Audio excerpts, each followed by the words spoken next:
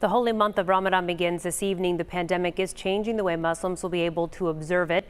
Mr. Khalid Kark, Vice President of Ahmadi Muslim Community Dallas Chapter, joining us this afternoon or this morning. Thank you for being here. Thank you for having me. So Ramadan is all about prayer services, community gatherings. How difficult is it to mark this month in such a different way?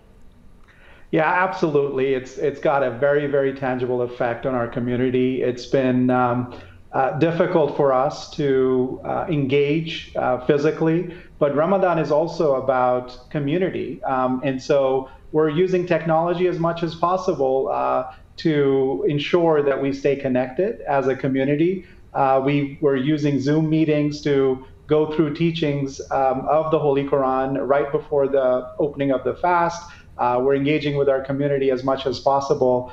But one of the injunctions of Islam is also to follow the law of the land. And we're following CDC and local authorities' restrictions in terms of social distancing. And it's absolutely going to be a very, very different month.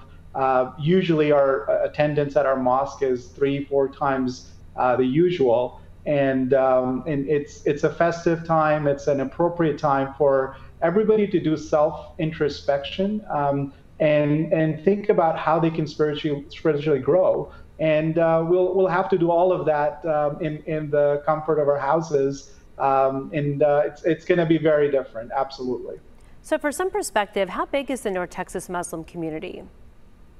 Yeah, it's tens of thousands of Muslims. Again, close to 50 mosques in the area. Again, every mosque is filled to the brim usually during this month. And it's just been, again, it's been difficult for all religions, but especially for Muslims during the month of Ramadan. This is one month where we as a community engage very, very frequently. There's extra prayer services.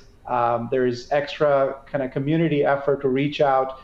We have a long-standing tradition within the Dallas chapter to do interfaith events and break bread with our brethren from different religions.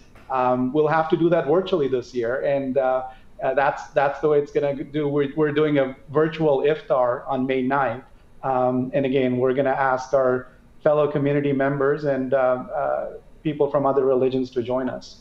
So you'll be doing some prayer services virtually, but then also celebrating and breaking bread virtually as well then?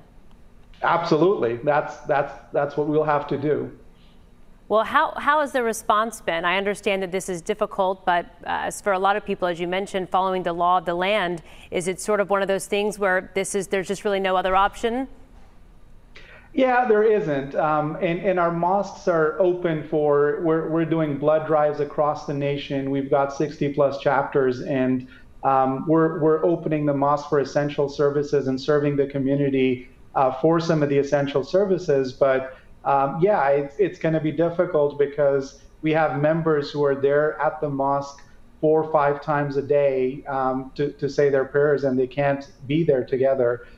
It is difficult. But also, I think in general, this has been a good learning experience for our community to do things that we normally wouldn't do at home, right? So I asked my son, for example, who's 11 years old, to lead the Friday prayer for us at home. And again, that was a new experience that I think that's the silver lining in all of this, is it's making us better Muslims by engaging in a lot of the services and actually self-introspecting and reading the Holy Quran ourselves.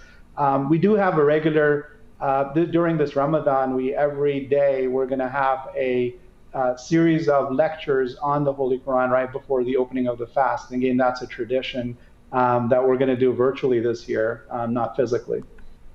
Well, thank you so much for giving us your time. We appreciate it, and we hope you have a happy month.